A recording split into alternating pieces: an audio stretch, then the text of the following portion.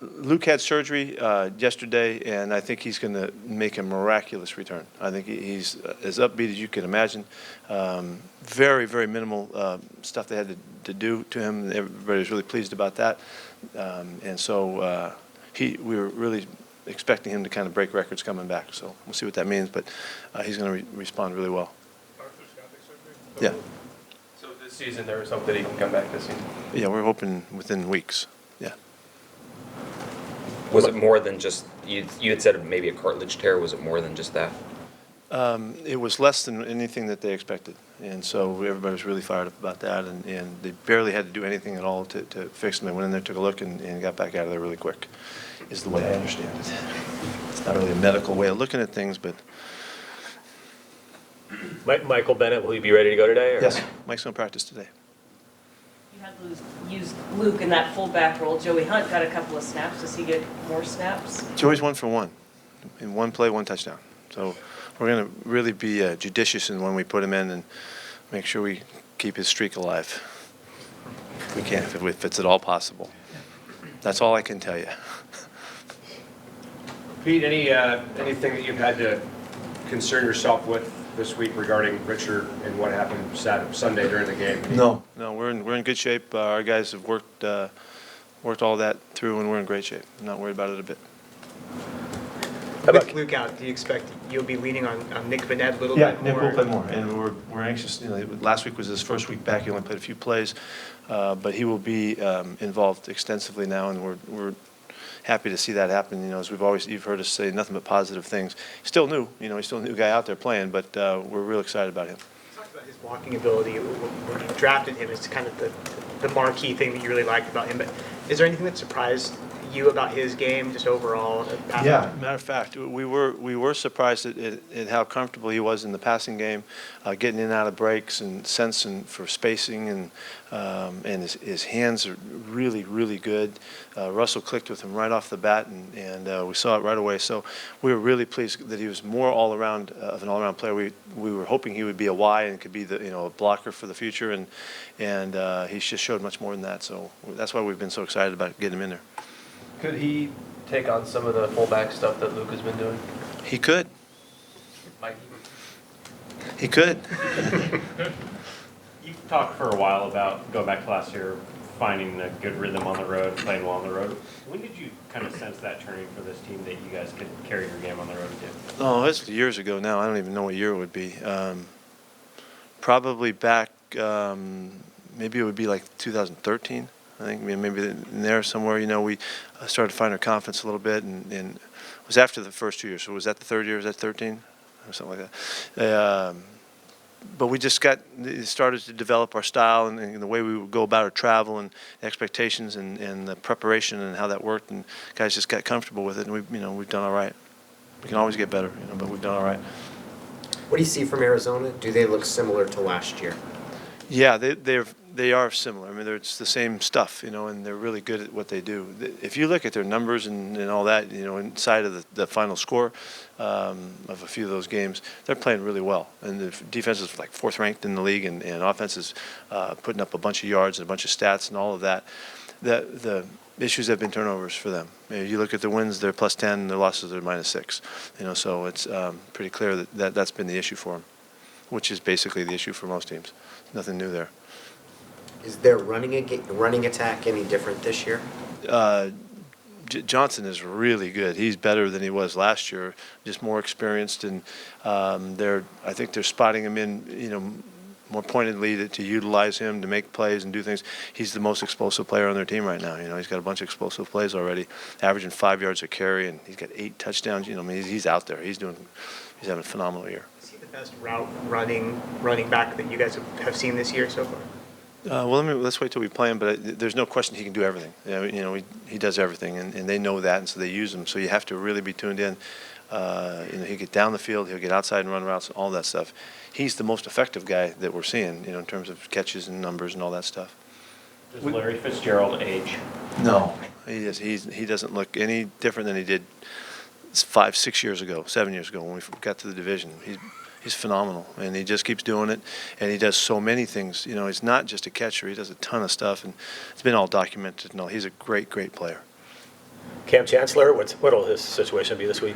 Day to day. I can't tell you. I don't know what's going to happen for the weekend. Matter of fact, he's running right now, you know, in between the walkthrough and the practice today to see how he does. So I don't know. Frank Clark. Frank's practicing. He should be back and be fine. With the run game, I know you said you wanted to run it more last week, but where are you in terms of the execution with the offensive line and the backs? We're okay. We just need more emphasis at it. We just need more turns. We need to run it more. And like I said, it just need more numbers. You know, we hit. You know, we're always counting completions and carries, and we hit a good number, hit 50-something last week, but it wasn't as we pictured it. We pictured to run the ball a lot at the end of that game, and we didn't get the opportunity to. Russell's always had great luck running against Arizona. He seems to put up a lot of rushing yards. Is there going to be anything that you want to emphasize with him this week in that regard? No, we're just continuing to count on him, you know, to get out and do his thing, and he feels better again. He's markedly improved than he's been in the last couple of weeks. So let's see how that goes. We're going to keep running the stuff and count on him to read the things out and do all that he knows how to do, and we're not restricting him at all. Golden and Chandler Jones, I think, got 10 sacks combined against him. What have you seen from them? Marcus has improved. You know, he's just better, just more consistently bringing the heat, and looks more equipped with his moves and all of that. He's really a good physical guy anyway, but he's just learning. 6 sacks this early in the season, that's a big jump. Chandler's he's a whole different package. You know, real tall, long guy, kind of like Alden Smith type of athlete, and he's a real problem. So those guys are really helping. The fact that Golden's better, and then they acquire him, and then Corey Peters is helping them too. He's a nice player also. So they got a good group. They're rushing the passer as well as anybody in the league right now. Pete, how would you evaluate how your linebackers have done in the blitz? They're doing fine. I would evaluate it that they're doing fine. I think you probably want a little more than that, right, Nick? Yeah. Pete, what did you identify? I don't know. You know, you guys keep asking that. They're doing fine. You know, when we're using them, and hopefully we'll get better. What did you guys identify was the breakdown on the 2 touchdowns against Atlanta Sunday that just led to the lack of communication, I guess? What did you guys identify there? I'm going to answer that the same way I've been answering it. That we just didn't handle it right. We didn't take care of business like we were supposed to. That's all. I'm not going to tell you any more than that. Let's Tyler Lockett back there on kickoff return. Where is that at, and where does it need to go, given kind of how the league has changed? Yeah, well, putting the ball on the 25-yard line is pretty attractive. You know, I mean it's attractive. You know, when you're deep in the end zone, you've got to get a big return. If you're in the end zone, you're looking for a minimal 25-yard return. You know, and so I think we averaged 26 yards of return last year. So that means if you're 1 yard deep, it's the same. You know, so. It's just attractive to go ahead and put it on the 25 if there's any issue at all. So we've just been maybe a little more conservative with it because of that. Excuse me. Does he have a red light then if it's in the end zone? No. Red light. No. I would have thought if you would have asked if he had a green light. But you asked a red light, so does he have a red light? I think the answer is yes to that. On the flip side, it looks like Steve's gotten pretty good at. We going to the green light side of that thing? No. It looks like Steve's gotten good at kind of the not kicking all the way deep when you guys want to do that. He put one in the corner last week. But very astute. Yeah, it's a good observation. There have been some snap issues, though. We've seen them kind of come up, and they came in last game. Is that? Yeah, we were a little inside with their snaps, and John handled it, the 3 of them or 2 of them early on and did fine, and then there was one that was just low, really got down in there, and then as soon as we adjusted, we were fine, and Nolan did a good job. But we just, it was unfortunate that we were getting away with it, and we should have made note of it because he fixed it immediately, so we should be okay. How have you felt his performance throughout the whole season, Nolan's? He's done well, and he's improved. His punt snapping has been excellent. Yeah, I think he's improved from the. He was a little, if you remember, he was a little banged up coming out of the end of preseason, and it made a difference. And then once he got healthy, he kind of got on the mark, and he did a good job. How does Earl Thomas's role change when Cam's not in there, or does it change at all? No, it really doesn't. We don't ask him to play any differently. Earl's really been hot lately. He's been making a lot of plays, a lot of great breaks, and he's utilizing the calls really well. And he's been in the right spot a bunch, so he's done some really good things. But it doesn't really change at all. How did Kelsey play overall in that game? Very solid. He did a solid job, and as he has, you know, he's a very consistent player, and if he plays again this week, we'll count on him to fill the whole role and do it all. and we'll just continue to get better communication-wise, and that's just, it just takes some time. Any update on CJ process? Yeah, CJ's going today, and in my mind, CJ's playing this week. So it's the first time I can finally tell you that. I'm looking at it a bit optimistically, like I might tend to do. But we're going into this week thinking he's going to play. What happened with Garrison Smith? He came out of the game with didn't realize it, but he had something wrong. He had a cartilage issue, and he had to get operated on. And it kind of sprung up late Monday, and he was feeling really uncomfortable, got some tests, and sure enough, he needs some work done. So we had to take care of business. Excited to get Saliga back in the building. It seems Yeah, it's good. It's good to get him back. It was a guy that we went into the season thinking we would have, and so he's worked hard. He's in pretty good shape right now, so which is good for a big man, and anxious to have him back out there and see how he does and how he fits in. We really haven't had a good look at him, and we had just a few days of work, and so we are kind of fired up. It's kind of like a plus for us to get him back. How's Mike Morgan doing? I just talked to him. Mike's doing really well. He feels much improved. He can tell that the surgery was effective. Still a little bit of soreness, but he's doing well. He's going to be able to make it back. So whenever the time frame allows, we'll have him available, which is really great news. At the end of a couple of runs Sunday, Kristen Michael chose to go out of bounds. Would you have preferred him to initially? Yeah, we coached him work up a on little bit that? there. We coached him up a little bit there. Yeah, good decisions, smart decisions are always at hand for us, and to take that hit off him if he's ahead of the sticks and we're in first down area, I can understand that. But when you leave us at 2nd and 1, we need the first down. So he needed to understand that and be aware of that. When CJ Procise comes back, how much does he fit into kind of the every down back roll? And the third down? Give me some time. I don't know that yet. I'm just going to try to get us a full week working with him, and we get a sense for as we add him in. I don't think there's anything he can't do. I think he could be a first down back. He's a very adept third down guy because of all his receiver background that he has and everything that he's shown us. We can see that. So right at this point, I plan if he's there, ready to go, we make it through the week, we're mixing him in, play him. How much does the running game need and a second option beside Michael? I mean, Spiller's mainly been a pass catcher so far, but how big a boost would it be if Procise could be a runner? I think it's going to. I'm really excited about CJ now. I'm really hopeful that he's going to be a factor to help us. It might take him. This is preseason for him, so we're just getting going. I'm hoping that we can get him rolling a little bit. And, we're not going to do too much with him too early, but I don't think there's anything he can't do, like I said. And then I'm really anxious to see how he adds in. You guys have won 3 games in a row down there against the Cardinals. Always big Seahawks crowds for those games. What is it about that stadium that makes you guys? Well, show up. I always got asked that by their press too. They're aware of it as well. I guess our people like to get out of the Northwest and get down there, and get to Arizona. I don't know, but we've had great crowds down there, and they've been really, really good to us. And we fortunately have played pretty well. What does Earl Thomas do as a safety that makes him unique? He's a very confident player, and he believes in what he sees, and he goes for it. He's willing to go for it. You can play back there and play pretty cautious, and just make sure you're on top of everything. He's not a cautious player. If you remember back to his first year and a half or so here, it was always trying to reel him in from trying to do too much.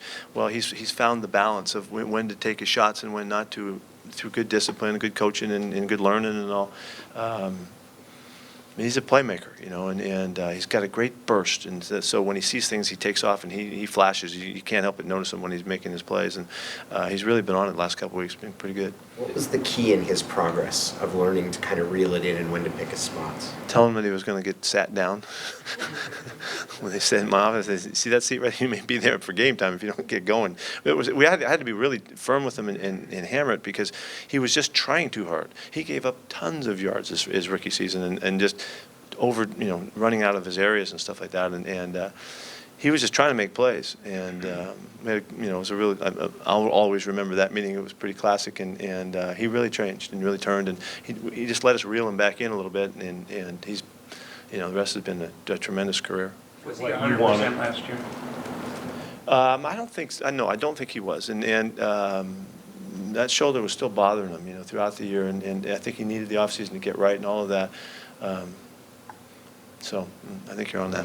For what you want to do defensively, you always talk about taking away big plays. How important is that role in your defense? It's enormous. It's an extraordinarily significant role.